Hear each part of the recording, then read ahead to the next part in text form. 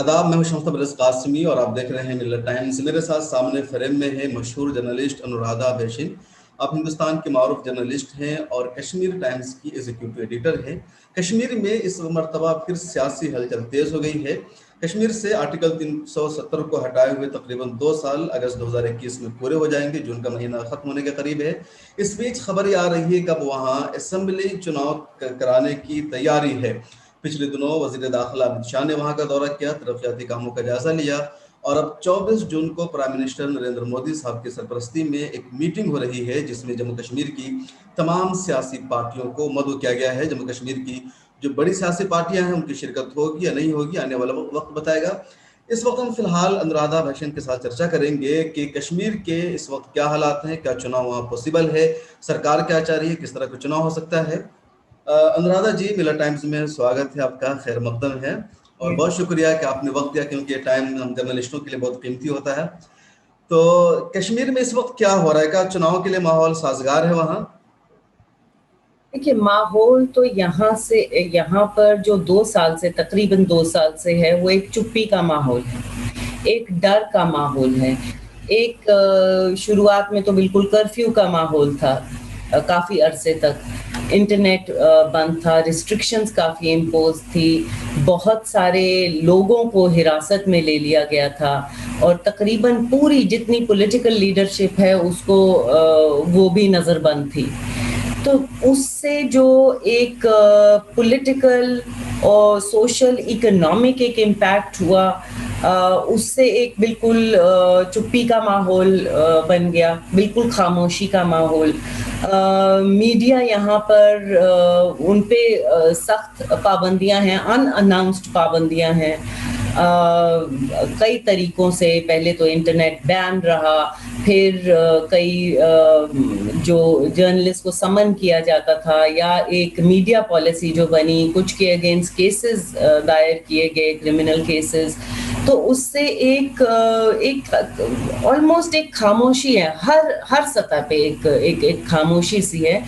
और ये एक ऐसा माहौल है जो कोई एक डेमोक्रेटिक जो राइट्स है, जमहूरी निज़ाम के बिल्कुल खिलाफ और बिल्कुल उल्ट है।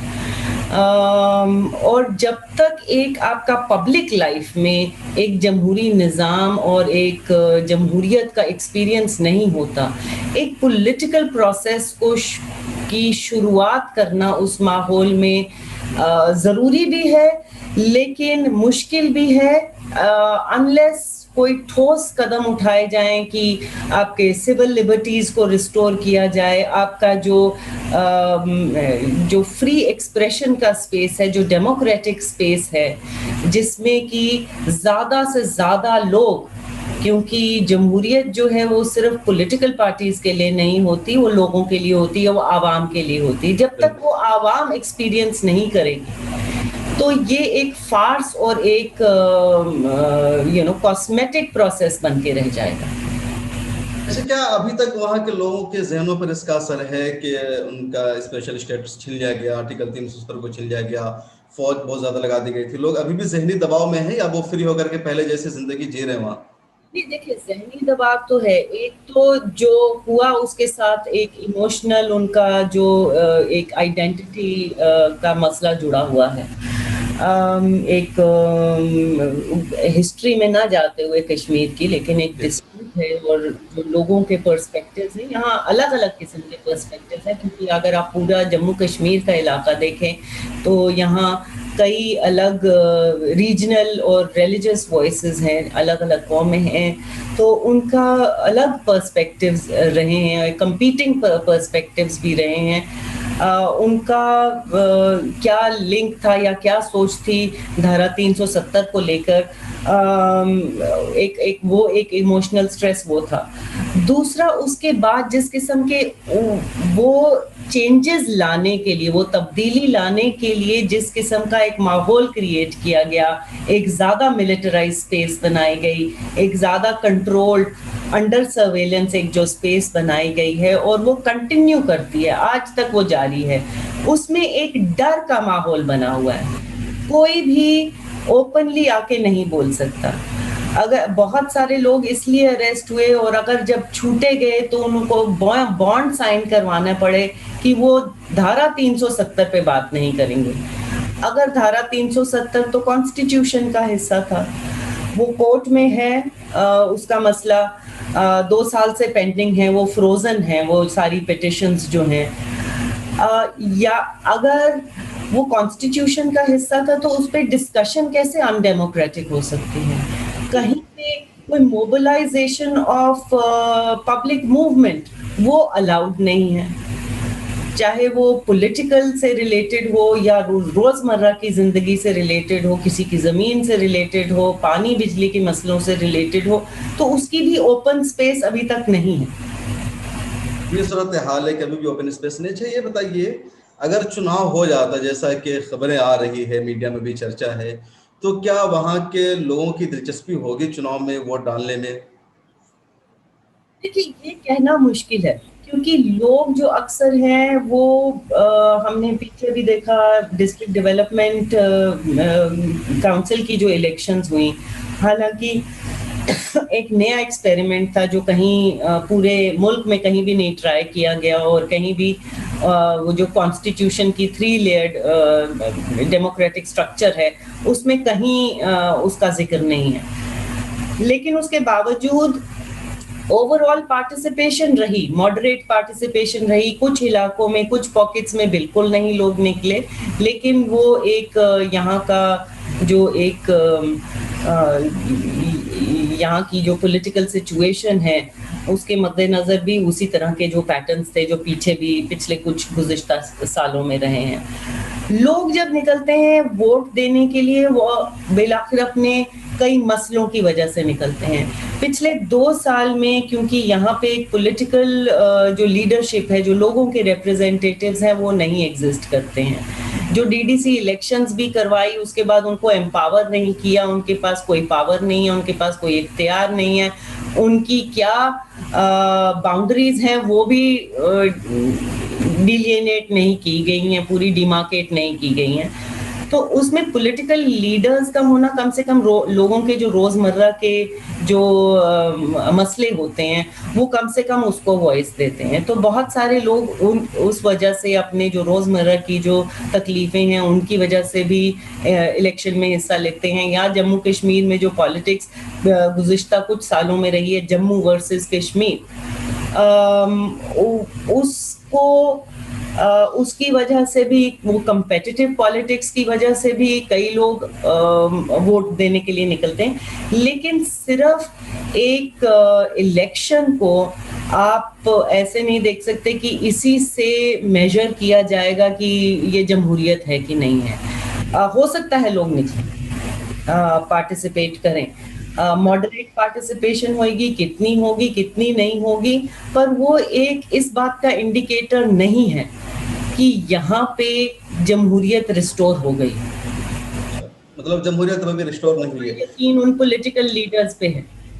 اچھا, جو اگر چناؤ ہوتا ہے مان لیا جاتا ہے, جو پولیٹیکل پارٹیاں ہیں کیا ان کی بھرپور شرکت ہوگی, لوگوں کو ان پر بھروسہ بھی ہوگا, یا کچھ نئی پولیٹیکل پارٹیاں اس مرتبہ آئیں گی نکل کر کے؟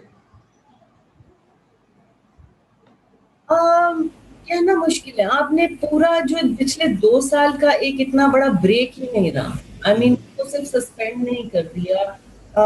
جو کیندری سرکار کی جو ایک ایجنڈا رہا یا ایک طریقہ رہا کشمیر کو چلانے کا, اس میں تھا کہ آپ نے پوری کی پوری لیڈرشپ کو نظر بند کر دیا. جتنے political parties across the spectrum minus B J P, جتنے لوگ تھے وہ نظر بند تھے, انکلوڈنگ بڑے بڑے جتنے 3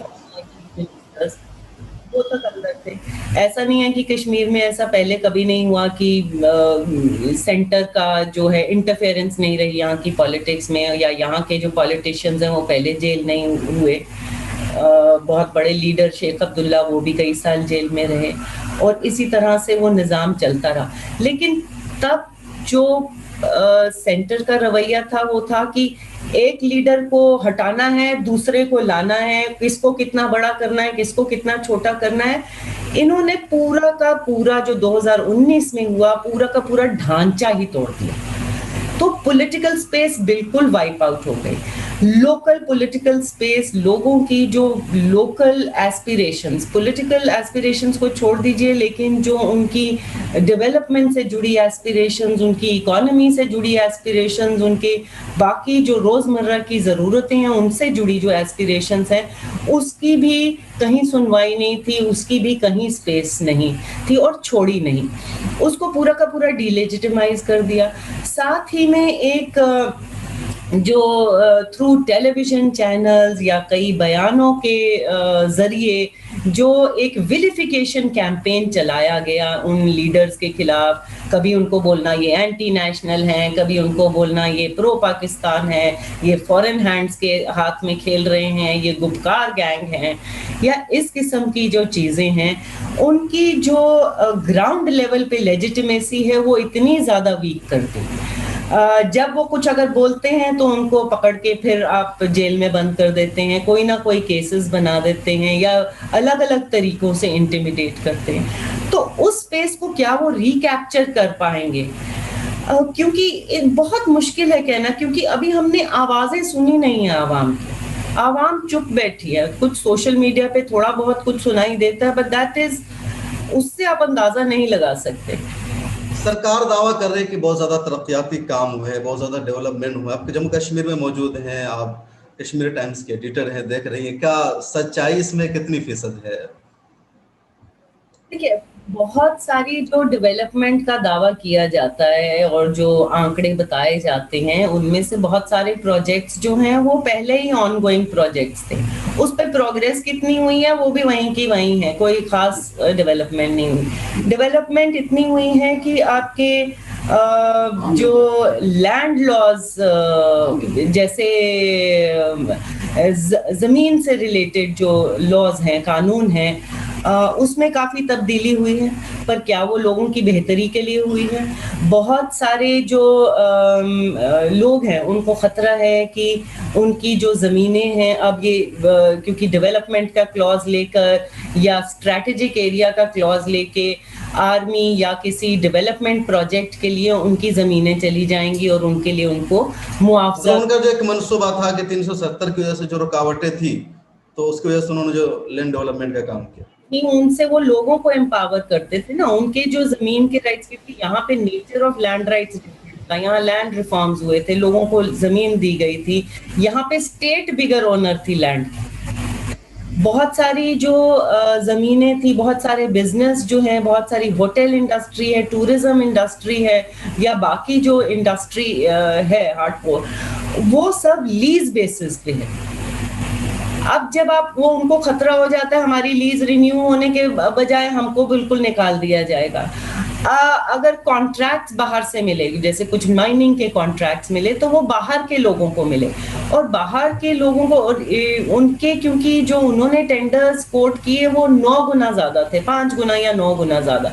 जब वो 9 गुना ज्यादा हैं तो वो 9 गुना ज्यादा मुनाफा भी कमाएंगे कम से कम, और क्योंकि उनकी ताकत ज़्यादा थी, उनकी वो इन्फ्लुएंशियल भी थे, उनके पास मनी पावर था, उनके पास मशीनरी थी। यहाँ जितनी भी, जैसे मिसाल के तौर पे लीजिए, रिवर बेड्स में जो सैंड माइनिंग और ये बजरी की जो माइनिंग होती है यहाँ पे ट्रेडिशनल कई सालों से चल रही है। तो पहले मैनुअल माइनिंग होती थी। मैनुअल माइनिंग से एक, ये नहीं है कि चोरी चकारी नहीं होती थी, तब भी होती थी, लेकिन एक कंट्रोल्ड तरीके से होती थी, क्योंकि वो मैनुअल माइनिंग हो रही थी और उसमें पिल्फरेज और एक्सट्रैक्शन या ओवर एक्सट्रैक्शन जो है वो लिमिटेड होती थी, तो इसलिए एक सस्टेनेबल मॉडल था, वो इकोलॉजी पे असर नहीं कर रहा था। आज की डेट में बहुत एरिया से कंप्लेंट आई हैं कि जिस किस्म की मशीनें यूज कर रहे हैं और 10-20 गुना ज्यादा एक्सट्रैक्शन हो रही है मशीनों से, रिवर बेड्स में गड्ढे पड़ गए, गड्ढों से पानी का बहाव कम हो गया है और लोगों के लिए, किसानों के लिए या ऑर्चर्ड्स के लिए पानी खत्म हो गया। तो ये इकोलॉजिकल इम्पैक्ट जो उस डेवलपमेंट का हम देख रहे हैं, जिस डेवलपमेंट का असर लोकल लोगों पे नहीं हुआ है अभी तक ज्यादातर, वो उल्टा ही पड़ रहा है, उल्टा पड़ रहा है। अच्छा, एक और खबर आ रही है, चर्चा है कि जो कंस्टिट्यूएंसी की जो सरहद है, जो हदबंदी है, تو جو پہلے تھی اس کو اثر نو بنائی جائے گی، تشکیل دی جائے گی، پھر سے ایک حلقہ بنایا جائے گا، ودھان سبھا کا حلقہ کس طرح ہوگا، کتنی آبادی پر مشتمل ہوگا، کیا ایسا کچھ ہے؟ یہ تو کہنا مشکل ہے، یہ تو سینٹر سے کل جو ان کی بات چیت ہوگی 24 کو، اس کے بعد ہی تھوڑی سی اس پہ روشنی ہوگی کہ ایجنڈے میں کیا ہے تو ہے اب کم سے کم. اور یہ ایک انٹرسٹنگ چیز ہے کہ ابھی تک آفیشیلی کسی نے بھی سینٹر سے آج تک نہیں کہا ہے کہ ہاں ہم میٹنگ کر رہے ہیں اور کن مدوں پہ کر رہے ہیں. ہمیں جتنی رپورٹس ملتی ہیں یا وہ جو لیڈرز جو انوائٹ کیے گئے ہیں انہوں نے بتایا ہے، یا جو سورسز بتاتی ہیں آفیشیلی. اگر یہ اتنا بڑا آپ ایک ڈیموکریٹک سٹیپ لے رہے ہیں، اس کو اتنا بڑھا چڑھا کے بول رہے ہیں، آپ کہہ رہے ہیں پولیٹیکل آؤٹ ریچ ہے، تو کیوں اوپنلی بیان نہیں آتے؟ کیوں آپ جب آپ اتنا یہ سیکریسی میں اس کو کلوک کر دیتے ہیں تو اس سے کانفیڈنس نہیں بڑھتا ہے لوگوں کا، اس سے کانفیڈنس اور گھٹ جاتا ہے. پھر انہیں بھی ڈاؤٹ ہوگا کہ پتہ نہیں کن مدوں پر بات چیت ہوگی، جانا چاہیے نہیں جانا چاہیے، اور انہوں نے شاید ابھی تک کنفرم بھی نہیں کیا ہم لوگوں نے. کیونکہ یہاں پہ کشمیر میں ایک ہسٹری بھی رہی ہے کہ یہاں لوگ کہتے ہیں ہمارے جو لیڈرز جب ان پہ تھوڑا سا تشدد ہوتا ہے، تھوڑا سا زور ہوتا ہے اور سینٹر کا دباؤ زیادہ ہوتا ہے تو وہ بک بھی جاتے ہیں. تو یہ ایک ہسٹری لوگوں کے ذہن میں یہ ہے، اور ان پالیٹیشینز کے ذہن میں بھی یہ ہے کہ اگر ہم جاتے ہیں ہمیں کون سے مدعے لینے چاہیے، ہمیں کس حد تک لوگوں کی آواز اٹھانی چاہیے، اور ہم اٹھا سکتے ہیں. تو ایک بہت یہ ڈیلیکیٹ ریجن ہے، بہت ہی میرا خیال ہے پورے ملک میں سب سے زیادہ کمپلیکس، سب سے زیادہ پیچیدہ، سب سے زیادہ سینسٹیو ایک ریجن ہے. اور یہاں کی پالیٹکس جب اتنی سینسٹیو ہے تو کم سے کم ایک ٹاپ لیڈرشپ کو کھل کے آنا چاہیے. اگر وہ واقعی چاہتے ہیں کہ ہم کچھ کرنا چاہتے ہیں لوگوں کے لیے، ہم چاہتے ہیں کہ ایک تھوڑا سا بدلاؤ آئے، ہم تھوڑا سا ٹون ڈاؤن کریں اپنے جو بھی 2 سال سے چل رہا ہے، تو ایک اوپنلی کم سے کم آ کے شروعات کرنی چاہیے. بہت شکریہ. جاتے جاتے آپ نے بہت اچھا کہا کہ جس طریقے سے یہ علاقہ اور خطہ پیچیدہ ہے، اسی طریقے سے یہاں کے جو لیڈرز ہیں وہ بھی ڈرے سہمے ہیں اور پیچیدگی کے شکار ہو گئے ہیں. جموں کشمیر کی سیاست پر چرچا جاری رہے گی، اور بہت شکریہ. ہمارے ساتھ تھی انورادھا بھاشن، سینئر جرنلسٹ ہے اور کشمیر ٹائمز کی ایگزیکٹو ایڈیٹر ہے، جنہوں نے کھل کر کے کشمیر کی سیاست پر بات چیت کی. مجھے امید ہے کہ ہمارے ویورز کو، ناظرین کو کشمیر کو سمجھنے میں، وہاں کے حالات کو جاننے میں بہت ساری مدد ملے گی. آپ کشمیر کے بارے میں کیا جانتے ہیں کمنٹ سیکشن میں ضرور لکھیں. پھر ملاقات ہوگی ایک اور کسی مدعے پر محترمہ انورادھا بھاشن کے ساتھ. بہت شکریہ آپ نے ٹائم دیا، اور ملت ٹائمز کی ٹیم شکر گزار ہے آپ کی. اللہ حافظ. ملت ٹائمز کو آپ کی ضرورت ہے، ہماری آپ مالی مدد کریں. ہر مہینے صرف 100 روپے اور 1 سال کے لیے 1 سال صرف 1000 روپے. رقم بھیجنے کے لیے یہاں دیے گئے فون پے، گوگل پے اور پے ٹی ایم نمبر کا استعمال کر سکتے ہیں.